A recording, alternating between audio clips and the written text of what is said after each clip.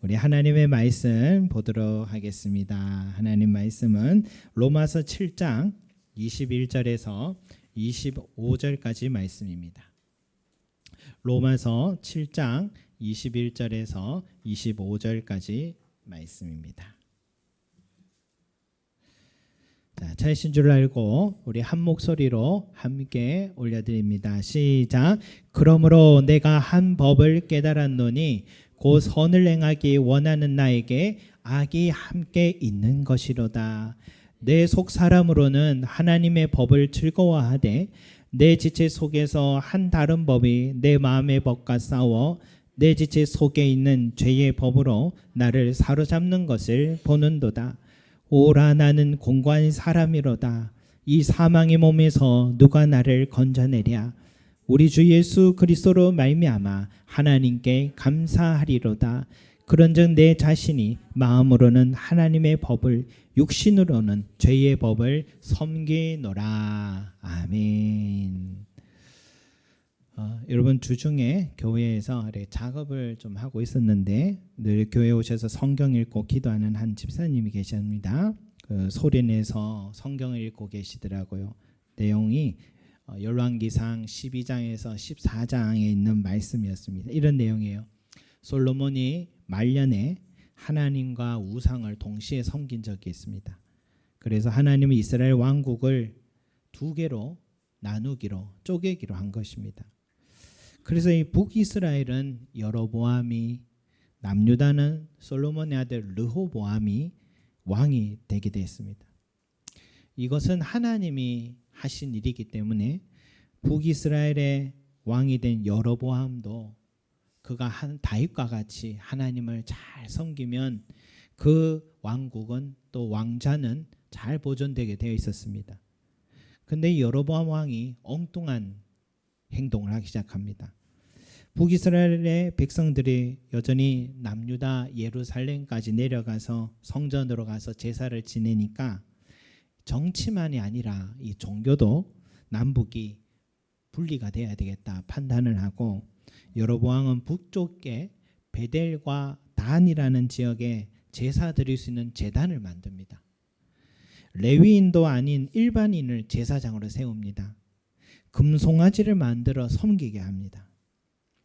신앙을 정치적인 목적으로 이용한 큰 범죄를 저질렀습니다. 그래서 하나님은 하나님의 사람을 보냈습니다. 북이스라엘 보내서 여로보암 왕을 꾸짖게 했습니다.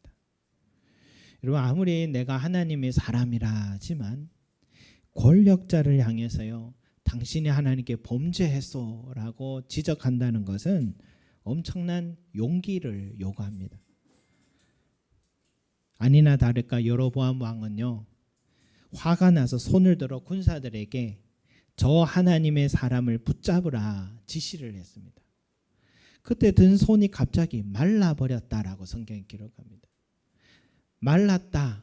아마 마비가 온 게 아닌가 생각돼요.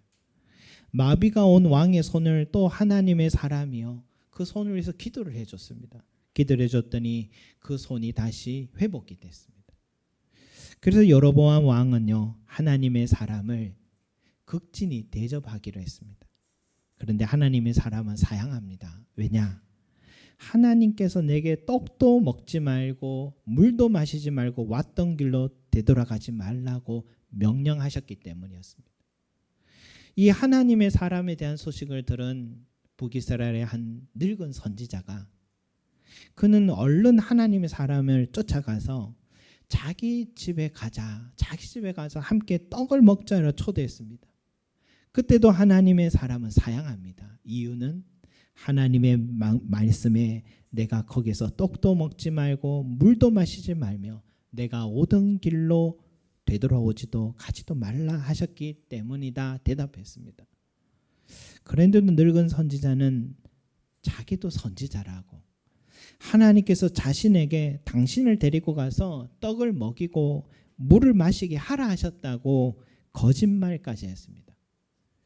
하나님의 사람은 그 늙은 선지자의 거짓말에 넘어가서 집으로 함께 들어가 떡과 물을 먹고 마시게 됩니다. 결국 하나님의 사람은 하나님의 명령에 불순종한 이유로 돌아가는 길 사자에게 죽임을 당하는 안타까운 결과를 맞이하게 된 그런 내용이었습니다.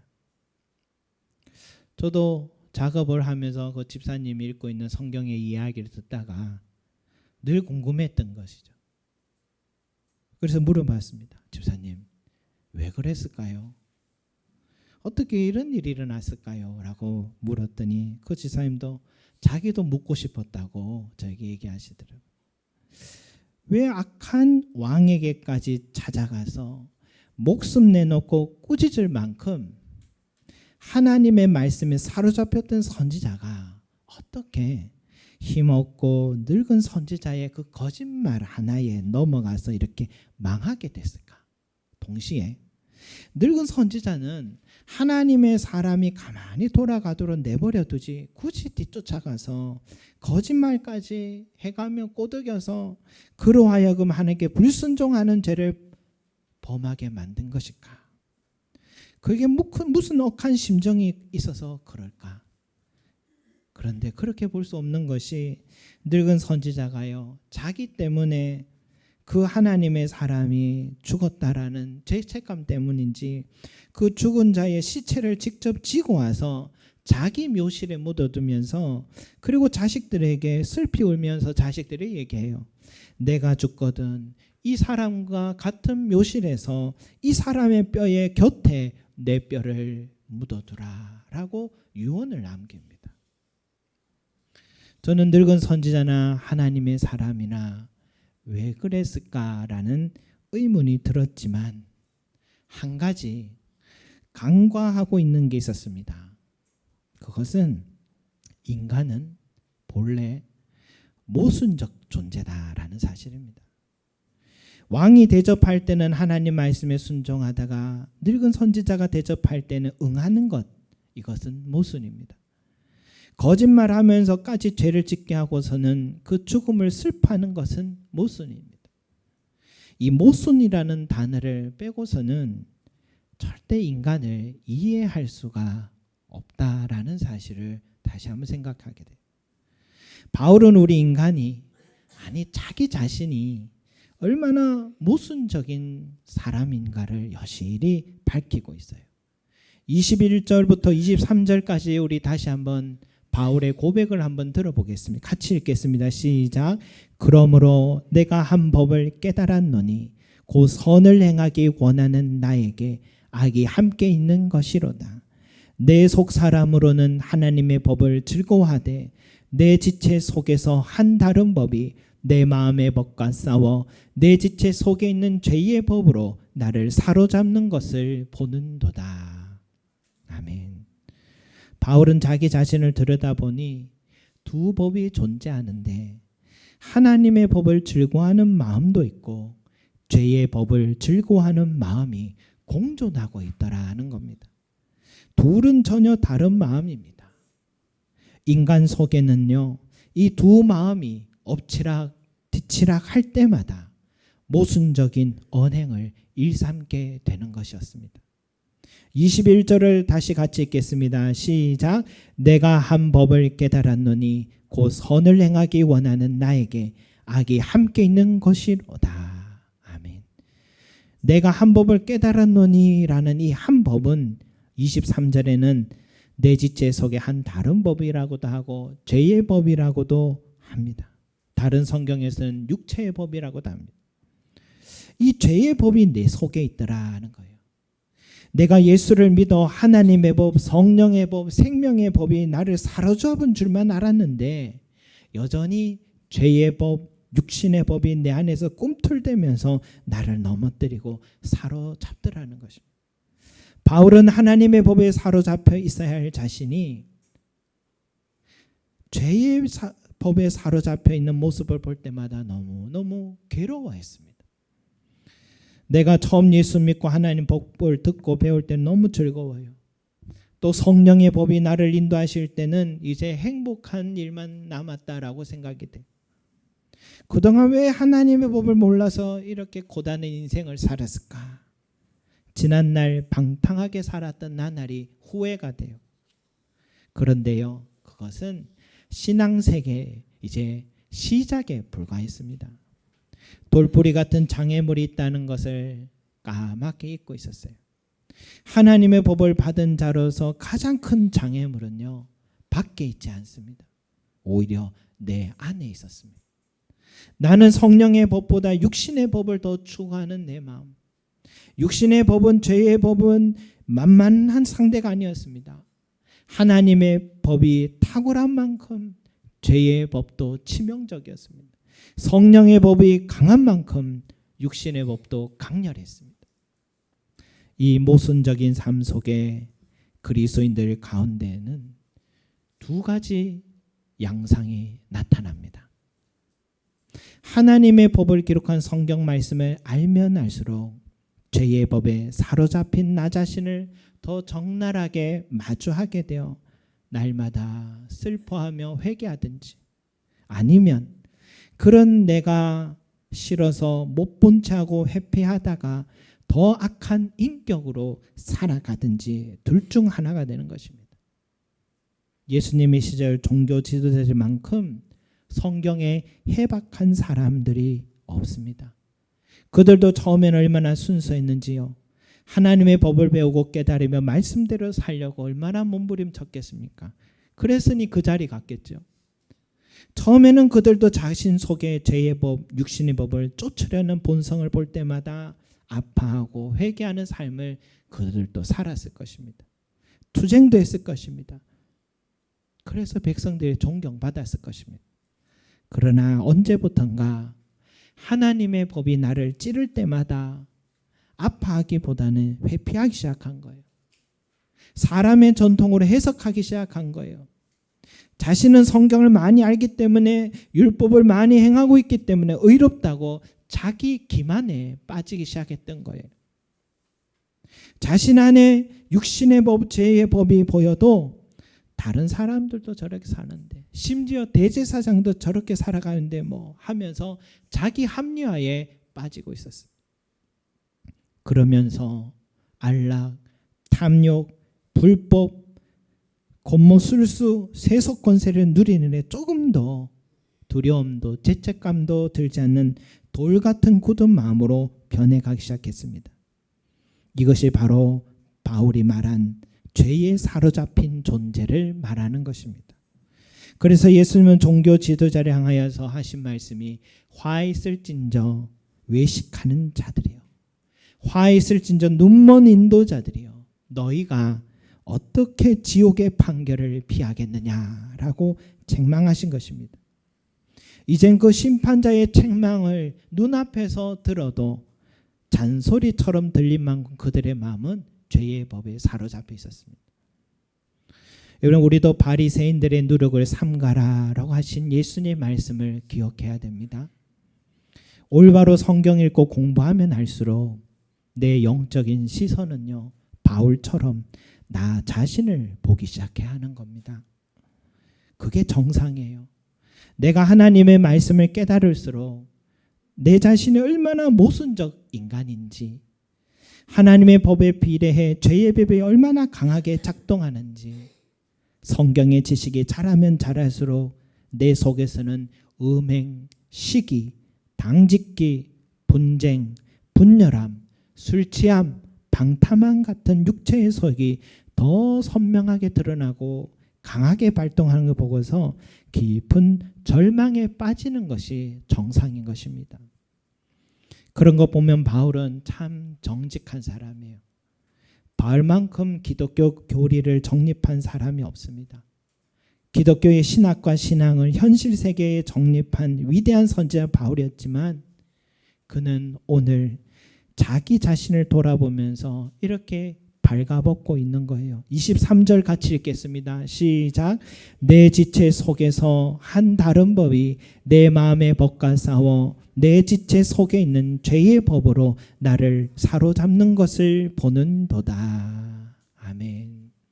어떤 주석가들은요, 이 말씀을 보고서 이것은 예수 믿기 전에 인간의 모습이다라고 얘기합니다. 하지만 정직하게 우리 자신을 한번 보면 예수 믿은 후에도 여전히 내 속에 두 법은 갈등하고 있고요. 하나님의 법을 알면 알수록 이제는 그 뜻대로 살아갈 줄 알았지만 번번이 죄의 법에 무릎 꿇고 있는 나 자신을 보지 않습니까? 이 말씀은 예수 믿기 전에 인간의 모습이라기보다는 예수 믿고 성령이 내주하시고 하나님의 자녀 백성이 된 후에도 성화의 과정을 걷고 있는 모든 그리스도인들에 해당하는 말씀이다라고 할 수 있습니다. 그는 성령의 법, 하나님의 법을 소유하고 있지만 여전히 육신의 법, 죄의 법과 투쟁하며 이기기도 하고 지기도 하는 그리스도인들의 모습을 지금 말해주고 있는 것입니다. 우리가 그리스도인이라 하지만 서로 연약함을 보고서 덮어주고 사랑하기보다는요, 수근수근대고 들춰내는 우리의 모습 아닙니까? 세상 사람들과 구별되지 않은 생각, 언행하고 있는 내 모습 아닙니까? 혹시 손해볼까 해서 그리스도인이라 말도 못하는, 직장에서 말도 못하는 장로, 권사, 집사의 모습 아닙니까? 하마터면 사모님이 밥상 들고 강대상으로 올라왔다 하잖아요. 우리 목사님 설교할 때 모습처럼 집에서도 살아줬으면 좋겠다, 그런 표현이라 하잖아요. 자녀들이 누구보다 신앙심이 좋기를 바라면서 동시에 세상적으로 경쟁에서도 이기고 성공하기를 바라는 그리스도인 부모들 아닙니까? 교회에서도 여전도의 임원으로 봉사하려고 하는데 얼마나 잘하나 보자 팔짱 끼고 흠담만 하는 신자들의 모습 아닙니까? 이처럼 우리 자신이 예수 믿는다 하면서도 모두 다 모순적 언행을 일삼고 있는 겁니다. 그런 자신을 향하여 정직하게 들여다보았을 때에 바울은요, 탄식할 수밖에 없었던 거예요. 24절 같이 읽겠습니다. 시작. 오호라, 나는 공고한 사람이로다. 이 사망의 몸에서 누가 나를 건져내랴. 철저한 자기 성찰이 되지 않은 자는 이런 고백 못합니다. 항상 나는 의인인 줄 착각하고 다른 사람들은 죄인이라 판단하는 살며 살아가는 사람은 이런 절규를 하지 못합니다. 자기 모순에 갇혀서 조금 더 아파하고 슬퍼하는 마음이 없는 그리스도인은 이런 탄식을 하지 못합니다. 스스로 섰다 하는 자는 넘어질까 조심하라 라고 바울이 말한 것처럼 바울은 다른 이들에게 가르치는 만큼 자기 성찰도 철저하게 한 사람이고 남을 판단한 만큼 자기 스스로를 판단했던 삶이었습니다. 어떤 목사님들은 자신이 아프다는 것을 공개하지 않고 조용히 치료하는 경우도 있다 합니다. 왜냐? 목사가 아프면 권위가 서겠냐는 거죠. 목사가 아픈데 누가 그에게 기도 받으러 오겠냐는 것이죠. 한편 교회의 안정을 위해서는 그럴 수 있겠다는 생각 들지만, 하지만 내가 죽게 생겼는데 이것처럼 어리석은 일은 어디 있겠습니까? 마찬가지입니다. 내가 지금 지옥 가게 생겼는데 지금 누구 눈치를 보고 내가 구원받아야 할 죄인임을 고백하지 않고 탄식하지 못하는 것만큼 어리석은 그리스도인들이 어디 있느냐라는 것이죠. 한때 가톨릭에서는 내 탓이오라는 운동이 많이 시작됐죠.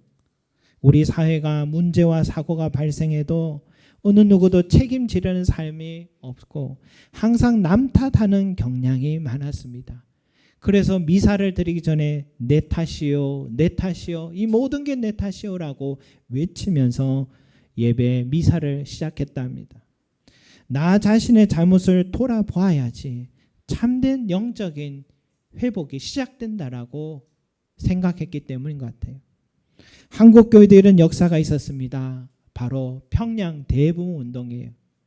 1900년 초에 우리 사회는요, 유교 문화로 체면 문화로 가득한 사회였습니다.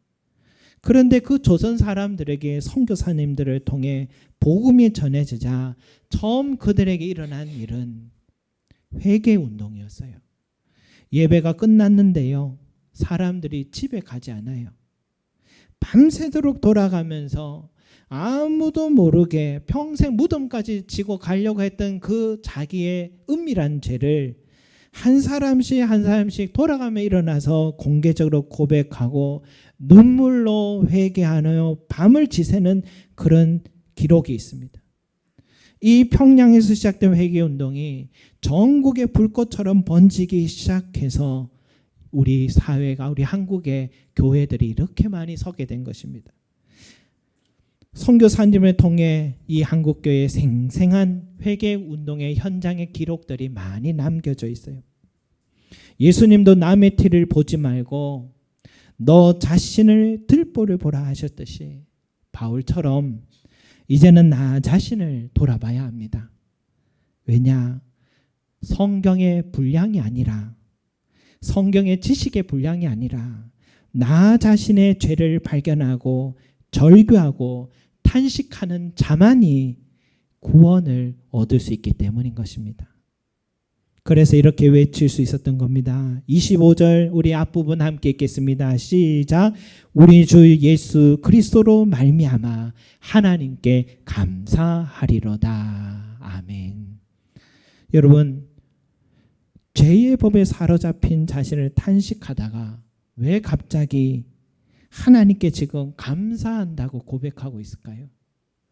24절과 25절 사이에는요, 어떤 큰 일이 일어나고 있는 게 분명합니다.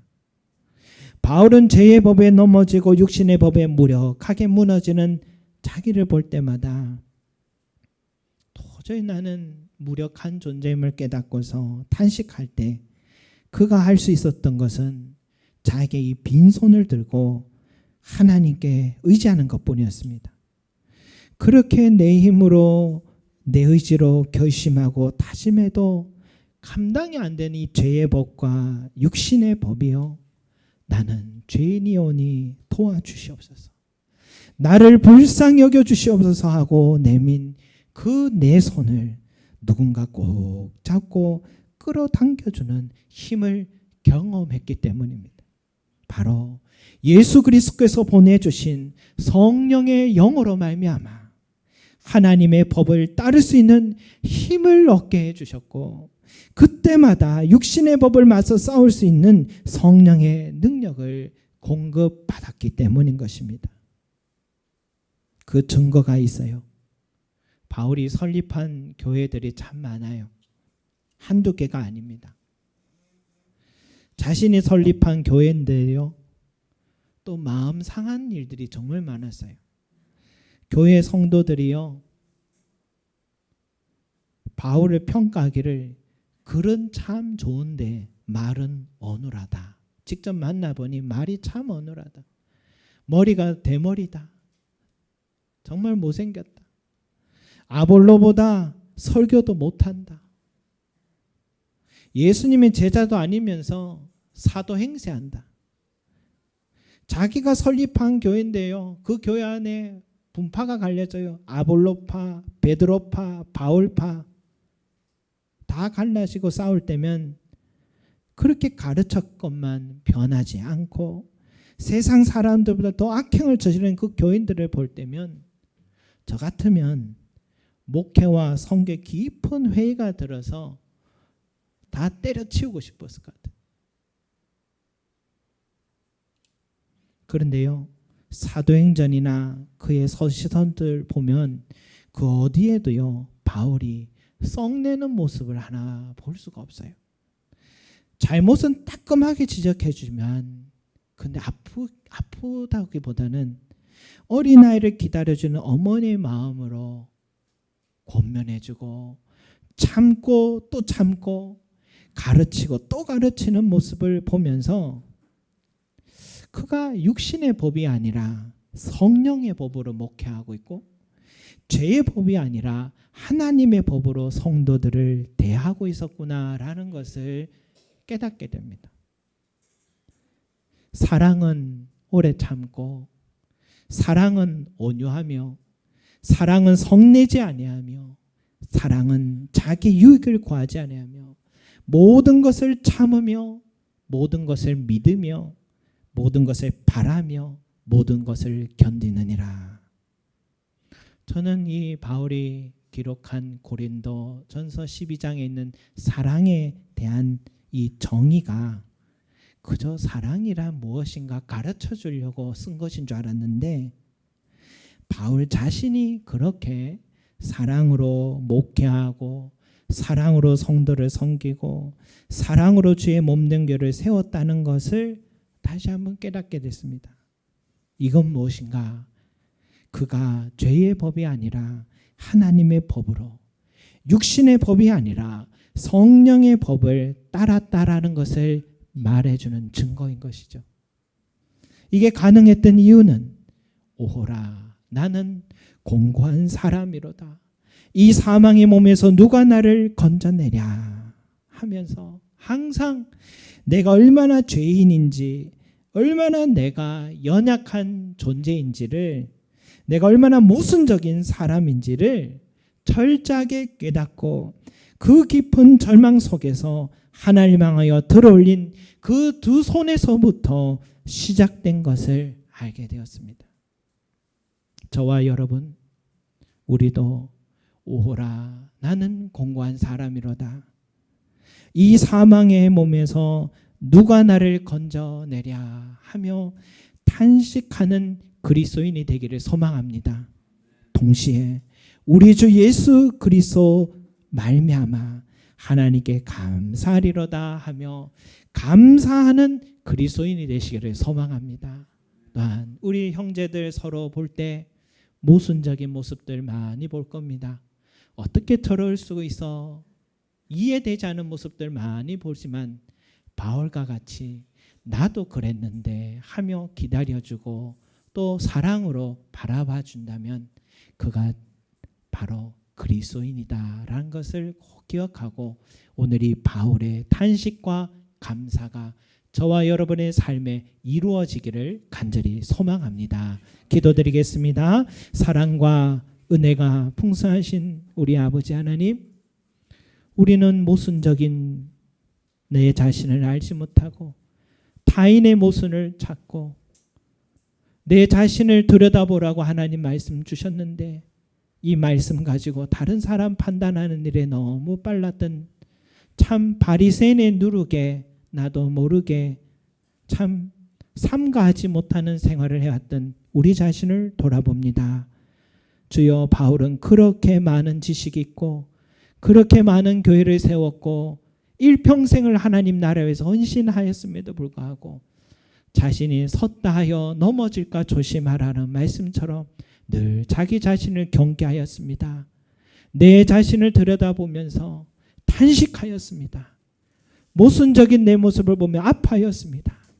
주여, 우리 또한 내 자신을 볼 수 있는 눈을 뜨게 하여 주셔서 앞뒤가 맞지 않는 내 자신을 보며 내 안에 두법이 치열하게 싸우고 있고 절망스러운 내 자신을 보며 하나님 향하여 두 손을 드는 자 되게 하여 주시옵시고 그 두 손을 통하여 우리 하나님께 긍휼히 여겨 주셔서 감당하고 이기며 내 속에 하나님의 법, 성령의 법, 생명의 법이 주여 강하게 역사할 수 있도록 능력과 힘을, 도움을 얻을 수 있는 우리의 삶이 될 수 있게 축복하여 주셔서 우리 주 예수 그리스도로 말미암아서 하나님께 감사하리로다 하며 날마다 하나님께 감사하는 우리 송림제자교회 성도들이 되게 도와주시옵소서. 감사드리며 예수 그리스도 이름으로 기도드립니다. 아멘.